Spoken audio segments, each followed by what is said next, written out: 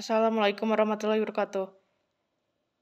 Hello everyone, my name is Siva Soraya Zafarina and you can call me Siva 2070100014. Today I will drama and my drama is the title is Kenang-kenangan Seorang Wanita Pemalu karya W.S. Rendra. It's W.S. Rendra's masterpiece, but in Indonesian language. So listen up to my voice. Sekarang aku akan menulis sebuah pengakuan yang pertama dan terakhir kalinya. Sangat berat menulis pengakuan semacam ini. Aku tak akan bisa dengan jelas menerangkan mengapa. Saat ini kenang-kenangan itu sangat menguasai diriku, seakan-akan jadi satu dengan darahku dan meracuni seluruh tubuhku. Aku jadi lemas karenanya. Perasaan semacam inilah yang mendorongku untuk menulis pengakuan ini.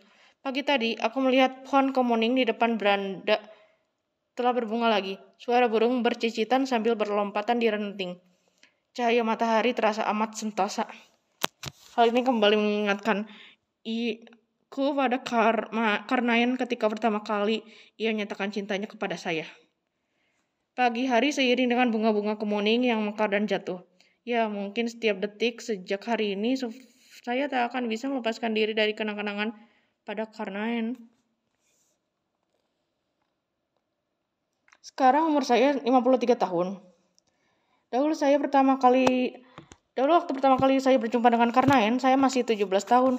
Masih senang memakai rok dan dolanan bergerombol dengan anak-anak gadis lainnya. Dan Karnain, bagaimana saya memberi gambaran tentang dirinya. Ia luar biasa. Caranya berjalan mengesankan bahwa dia seorang pemuda yang bebas, yang penuh kegembiraan dalam hidupnya. Rambutnya sangat hitam, berombak, panjang sebahu, yang penuh kegembiraan dalam hidupnya. Rambutnya sangat hitam, berombak, panjang sebahu. Alisnya tebal, ya tidak begitu tinggi, tidak juga begitu rendah. Kalau ia memasuki ambang pintu rumah, kira-kira ia lebih rendah 1,5 jengkal dari puncaknya.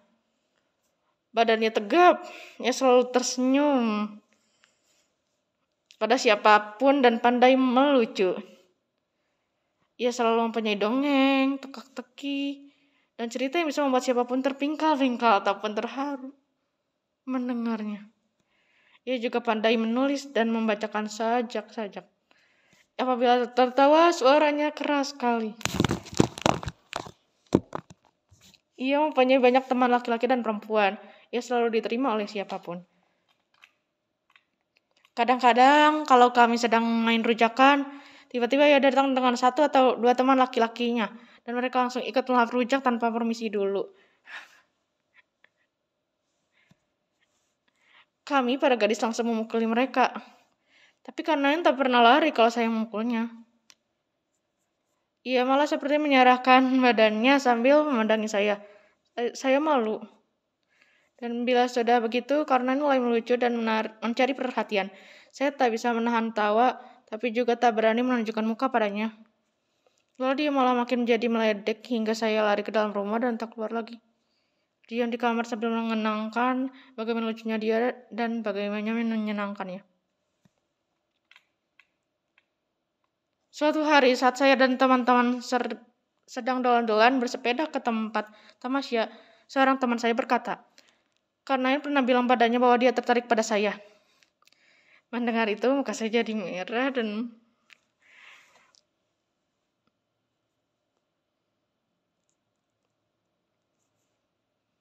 teman-teman mulai meledek dan menjodoh-jodohkan saya dengan Karnain.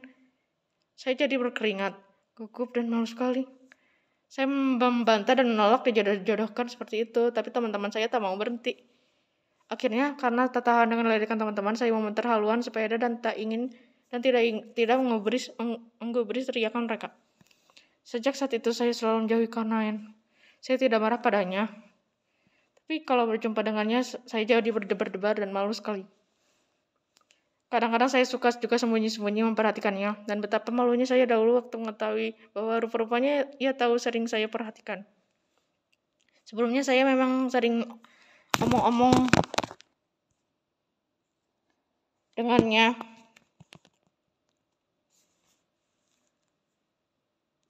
Tapi lantaran oleh teman-teman menjadi jodohkan kami, saya jadi sering salah tingkah kalau diajaknya ngomong. Kalimat saya selalu pendek, ya, tidak, entah, dan muka saya selalu menunduk. Karena menyangka saya tidak senang padanya, dan jika kalian menanyakan mengapa saya jadi bersikap seperti itu, saya malah bingung lalu melarikan diri. Tentu saja saya tidak marah padanya. Bagaimana sebenarnya perasaan saya terhadapnya? Bagaimana ya? Berat mengatakannya. Sukar untuk menerangkan dengan tepat. Saya bingung, saya berdebar-debar. Saya tak bisa menguasai diri lagi. Dan saya tak bisa mengatakan itu kepadanya. Saya hanya bisa lari. Rupanya lama-lama karena merasa jengkel dengan sikap saya itu. Ia pun lalu tak pernah mendekati saya lagi. Kalau kebetulannya berada di antara saya dan kawan-kawan, ia tak pernah memperhatikan saya lagi. Ia selalu bercanda dengan gadis-gadis lain, terutama dengan si Endang. Dan semua orang tahu Endang memang menaruh simpati pada Karnayan. Saya merasa sakit hati kalau Karnayan memperhatikan Endang. Saya lantas memasang muka cemberut pada Karnayan dan terjadilah ketegangan di antara kami. Ketegangan tanpa kata-kata yang hanya bisa kami rasakan masing-masing. Saya menunjukkan sikap marah dan Karnayan menunjukkan sikap acuh tak acuh. Sandiwara semacam ini berlangsung lama juga, karena sungguh menjengkelkan sekali. Tapi saya tak bisa menghapuskan dia dari lamunan saya. Justru karena kejengkelan itu, saya malah selalu terkenang-kenang padanya. Saya malu pada diri saya sendiri. Suatu sore, ketika saya sedang duduk belajar di bawah pohon kemuning di depan rumah, tiba-tiba saya lihat Karnain sudah berdiri di depan saya. Saya tak menyadari bagaimana ia telah datang. Waktu itu kedua orang tua saya tidak ada di rumah. Keadaan rumah sangat sepi. Saya sangat terkejut dengan kedatangan Karnain yang tiba-tiba itu. Kemudian muncullah rasa takut saya. Saya berdebar-debar. Tetapi lalu ia berkata, "Jangan takut. Barangkali kedatangan saya telah mengejutkan kamu. Saya menyesal sekali." Perkataan dan suaranya menyejukkan hati. Ia tersenyum lalu saya membalas senyumannya. Kemudian ia berkata lagi, "Kau tak keberatan saya mampir sebentar kan?" Saya tersenyum, tapi tak menjawab. Ia tersenyum lebih lebar dan duduk di bangku sebelah saya. Kemudian ia berkata lagi, "Berhari-hari saya merasa gelisah. Saya merasa sikapmu terhadap saya akhir-akhir ini aneh sekali. Maksud saya lain dari biasanya. Maukah kau pada saya?" Saya diam saja menunjukkan kepala.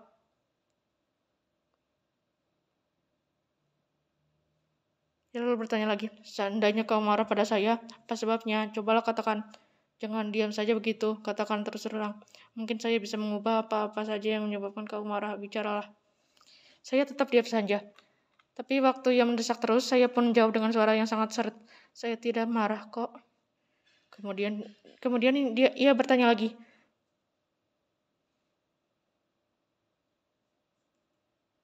"Apa artinya segala kelakuan saya yang ganjil itu? Bagaimana saya bisa menerangkan hal itu padanya?" Kemudian ia bertanya lagi, "Apa artinya segala kelakuan saya yang ganjil itu? Bagaimana saya bisa menerangkan hal itu padanya?" Sedang saya sendiri bingung mengapa saya jadi bersikap aneh seperti itu. Jadi saya diam saja. Ia tak henti-hentinya bertanya tentang hal itu.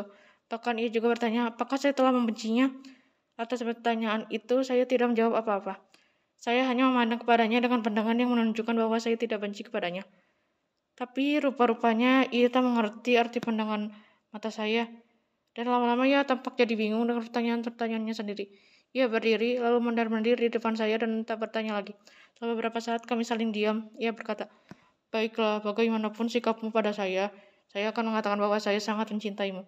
Ya, ini harus saya katakan, saya sangat mencintaimu." Saya jadi gemetar. Saya merasa setengah pingsan dan kurang menyadari apakah saya masih berpijak di bumi. Dia memegang tangan saya dan berkata lagi, "Katakanlah, apakah kau juga membalas cinta saya?" Pertanyaan itu diakhiri dengan mencium telapak tangan saya. Saya merasa geli dan bulu kuduk saya berdiri. Ketika dia cium sekali lagi tangan saya jadi lemas. Saya lalu menarik tangan saya dan lari ke dalam rumah. Mengunci pintu, karena Karnain berteriak-teriak memanggil saya. Tapi saya tak mau keluar lagi. Setelah beberapa lama, saya intip dia dari jendela. Saya lihat ia masih berdiri sambil menatap pintu tanpa berkedip. Sedang di atasnya, bunga-bunga kemuning terserak di antara daun-daun yang hijau. Saya merasa kasihan kepadanya. Saya ingin mengatakan bahwa saya pun mencintainya. Sangat, sangat, sangat, sangat mencintainya. Dan saya merasa terbang kawang-kawang ketika ia mencium tangan saya. Seharusnya ia telah tahu itu. Tak usah saya mengatakannya, saya tahu bagaimana mengatakannya. Pada malam harinya di atas tempat tidur, Saya terlena memikirkan apa yang terjadi di bawah kuning sore tadi. Bayangkanlah, Karnain, seorang pemuda simpatik yang banyak dipuja gadis-gadis, telah menyatakan cintanya kepada saya. Adakah kebahagiaan yang lebih indah dari itu? Saya belai tangan saya yang diciumnya. Saya lekatkan pada pipi saya. Keesokan harinya, waktu saya berjumpa dengan Karnain dalam perjalanan ke sekolah, saya berdebar gugup. Dia menyertai saya dan bertanya bagaimana jawaban saya atas pertanyaannya kemarin. Saya malah gelisah karena ia berjalan persis di sebelah saya. Saya malu pada teman-teman saya dan tak bisa menjawab pertanyaannya. Lalu saya berlari meninggalkannya, mengejar teman-teman yang berjalan di depan saya dan menyertai mereka. Waktu pulang sekolah, saya lihat Karnain menunggu saya di depan gerbang sekolah dengan sepedanya. Saya tak berani keluar. Teman-teman saya mulai meledek. Saya sangat malu, tetapi tiba-tiba kami semua terdiam karena kami melihat Karnain melambaikan tangannya memanggil Endang. Mereka berdua ngomong dan tertawa sebentar. Dan mereka berdua pergi. Karnain membonceng Endang. Melihat itu, kerongkongan saya seperti tersumbat dan hampir menitikkan air mata. Hati saya panas sekali dan saya merasa disinggung. Dan saya merasa tersinggung di depan teman-teman. Rupanya Karnain juga tersinggung dengan sikap saya pagi itu dan saya pun sangat marah padanya. Kalau kebetulan kami bertemu, saya memalingkan muka saya dan Karnain makin acuh tak acuh. Saya jengkel sekali. Bagi saya ia serupa api yang indah di dalam gelap malam yang sepi. Bila didekati akan terasa hangat dan nyaman, tapi bila terlalu dekat saya takut terbakar. Mengapa sesulit ini jalan yang harus saya tempuh?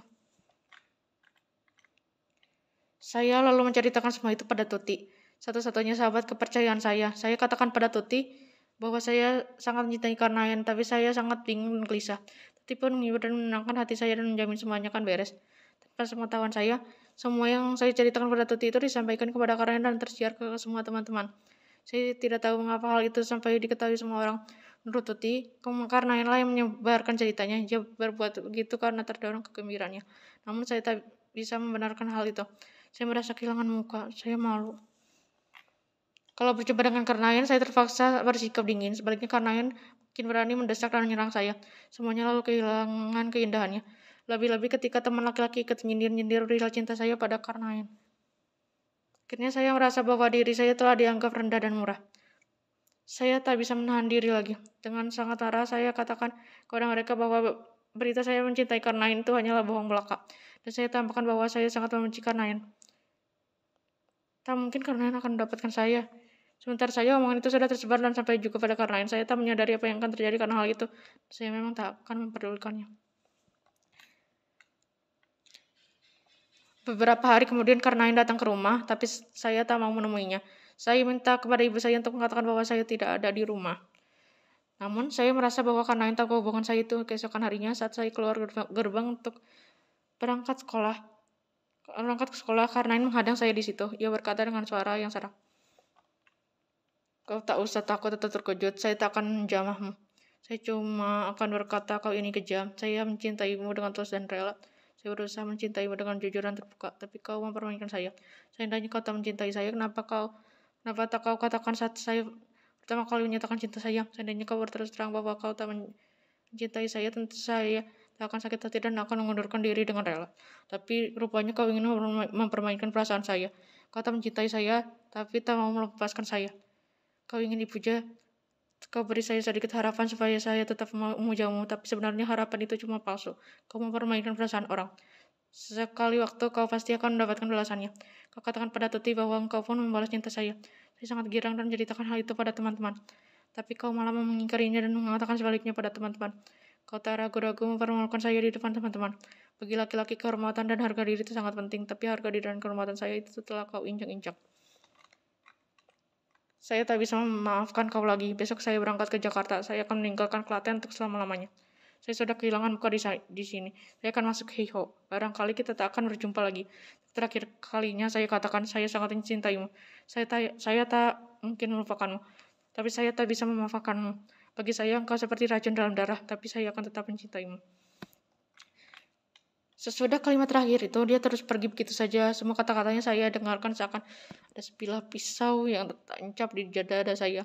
Saya ingin berlutut dan mencium kakinya, tapi tak kuasa. Saya linglung, saya menangis, dan saya merasa remuk di dalam. Waktu ia pergi, saya hampir tak kuasa berdiri lagi. Saya tak bisa melihat dengan jelas sosok tubuhnya ketika ia berlalu meninggalkan saya. Penglihatan saya tertutup oleh genangan air mata. Sebuah pemandangan yang samar memisahkan saya daripadanya.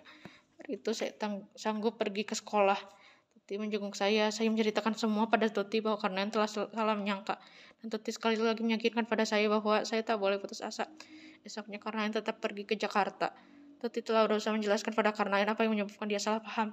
Saya mencintainya, sangat mencintainya, tapi sebuah tenaga yang gaib menyebabkan saya tidak mampu mengucapkannya. Saya sangat lemah. Saya tak bisa melupakan Karnain. Ia telah menyumpahkan cinta yang ikhlas dan suci. Saya pun dalam hati telah menyumpahkan cinta dan kesetiaan untuknya. Saya akan menantinya, tak kapan ia akan kembali. Saya akan tetap menantinya. Saya akan tunjukkan, meskipun saya tak bisa mengucapkan cinta kepadanya, saya akan menantinya, terus menanti. Lalu datanglah kabar bahwa Karnain telah masuk Heiho dan dikirim ke Burma selama dan pulang dalam wujud jenazah. Karnain gugur di Burma, tapi saya akan tetap menjadi miliknya. Apakah ia pulang dalam keadaan sehat, cacat, atau mati, ia tetap kekasih saya. Dan sebagaimana bumi yang hanya mengenal satu matahari, hati saya pun hanya mengenal satu kekasih. Usaha kedua orang tua saya untuk mengawinkan saya selalu saya tolak. Di dalam hati saya merasa telah menjadi istri Karnain. Saya sangat patuh, bakti, dan setia kepadanya. Seorang istri yang baik selalu membuatkan makanan yang enak-enak untuk suaminya. Menjahitkan sapu tangan yang bagus untuk suaminya.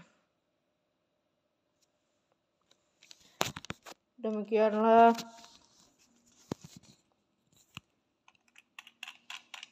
drama performance dari saya. Saya harap semoga kalian semua sebagai penonton dapat terhibur. Dan don't forget to like,